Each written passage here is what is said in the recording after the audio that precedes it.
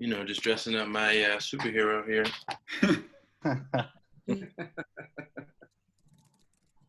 Step forward. There you go.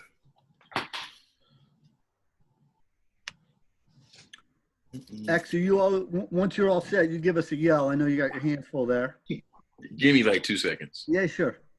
I wish I could go to the 3 Caesar room. That's nice. Is it really hot outside or not? Let's see.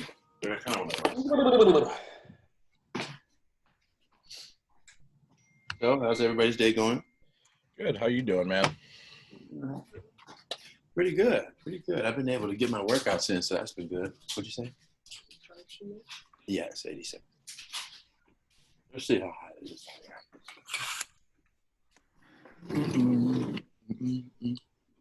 Oh, Lord. You all right?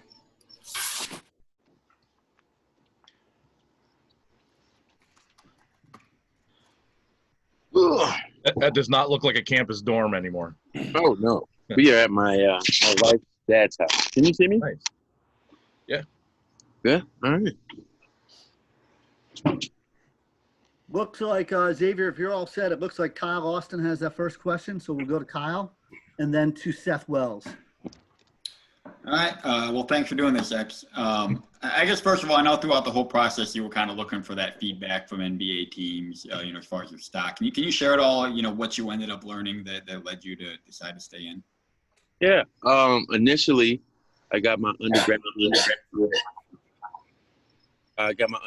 advisory feedback back for the first one. I got it back in like early April as soon as I sent it in. And it was like 17% undrafted.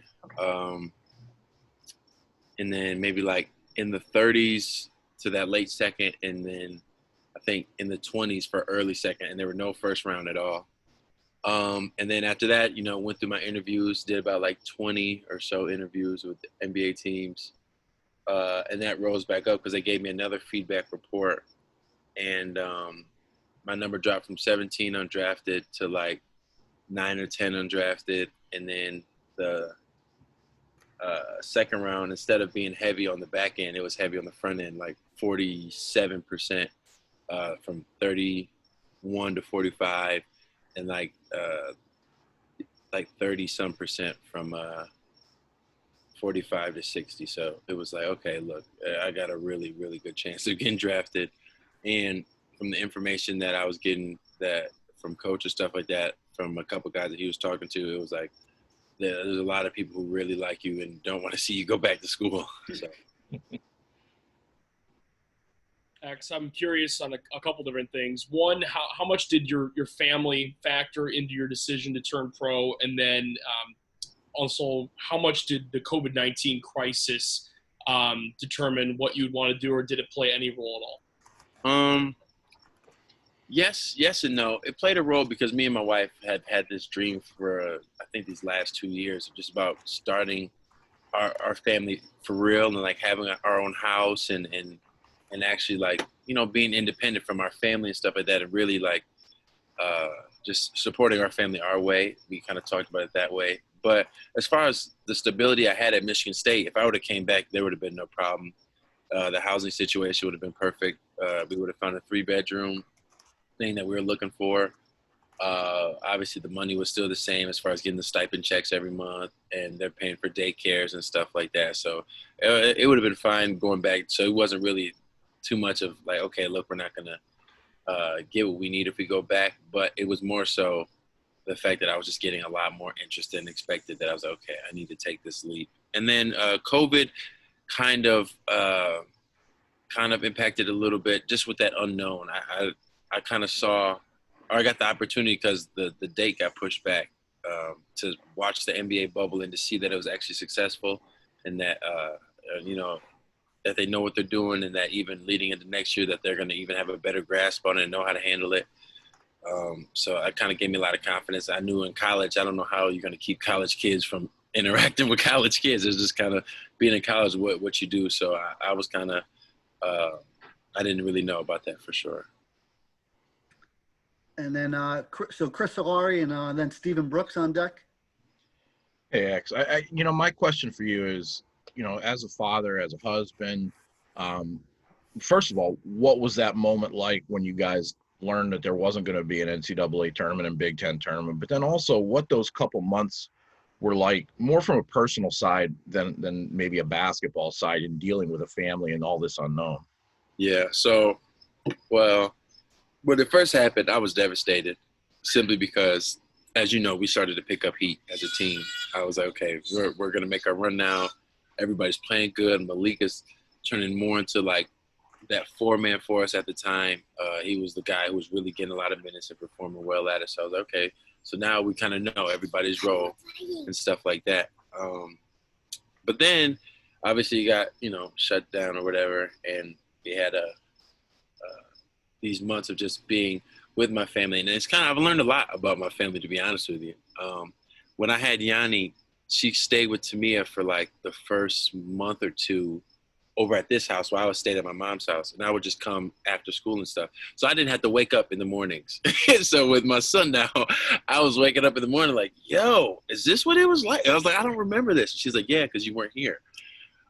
So definitely opened my eyes to how parenting really is and stuff like that. And it's been great, getting to actually watch him develop and watch him grow, and then getting to see my daughter, and interact with her and take her outside when it's not burning hot outside, and just play with her and stuff like that, and do stuff. And we started to do like homeschooling stuff that we could work on with her as well. My wife's going crazy though. She wants to get out and make it regular again, just so she can see everybody. If you guys didn't know, like she was bedridden for a month leading into February when he was born. And then COVID happened like the next month. So she hasn't gotten a chance to really get outside and kind of go back to normal. So it's kind of been tough on her for sure. So she's ready for everything to get back to normal. Steven? Yeah, hey, X, congrats, man. I wanted to ask, like, over this whole process, when you announced you're staying in, was that the first time you felt like you'd really arrived at a decision? Or over this whole summer, were there points where you're like, okay, I am coming back, or okay, I am going to the pros, and flip-flopped it all, or was that truly like the first time you felt completely settled with one decision? And when did you truly come to that final decision? I came to the final decision a couple days before I announced, maybe like 3 or 4 days. I was flip-flopping every 2 weeks, I think. I was flip-flopping, ready to go back, ready to keep my name in. Basically, it was almost after every other interview. It would go really good. Coach would get some great feedback, and I'd be like, okay, I think I'm out. And then go back into it, and then, hey, you can't just jump on one interview. You got to actually listen to the rest of it and see what kind of feedback we get back. And I'm okay, okay, I'm going back. And then same thing happens again, I'm leaving. So I definitely flip-flopped a lot until I got to the point where I'm like, look, I have a lot of interest, and I just got to jump in and trust my work. Thanks. Next, Justin Rose, and then Mike Lacett. Hey, X, just curious about the if you can take us inside the feedback that Tom helps you get. Like, did you set up times to meet with him once a week? Was he always calling you, or like, can you just take us through kind of that process, that relationship, as he kind of tried to help you get as much feedback, fully knowing that he would accept you if you came back to play another year?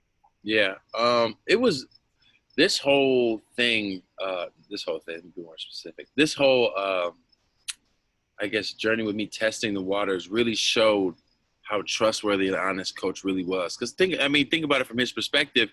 You got one of your best players, contemplating leaving or not to go play at the next level, but you also know that he has an extra year eligibility. So it's like, yo, we could really use him. I could persuade him this way, but he played it so well to where it was like, I want the best for you regardless of what you're doing. So I'm going to be your eyes and ears out there to help you gain more knowledge of what they feel about you and how they feel about you, what you need to work on and stuff like that. And we'll go from there. So for me and him, we talked probably like every other week for sure, because he had to wait to gain a little bit more information. So yeah, probably like every other week we'd sit down for about 30 or so minutes and just talk for sure about everything, not even just what the teams feel about me, but about the guys, and making sure I'm reconnecting with them still and holding that connection with them. How's my family doing, vice versa. So yeah, probably every other week. And then just to quickly follow up on that, you've said a lot of great things about Michigan State. You'll continue to probably say a lot of great things about Michigan State as you go forward. But can you kind of share with us, maybe you're happy to go start the next chapter of your life, but I mean, obviously your time here meant a lot to you.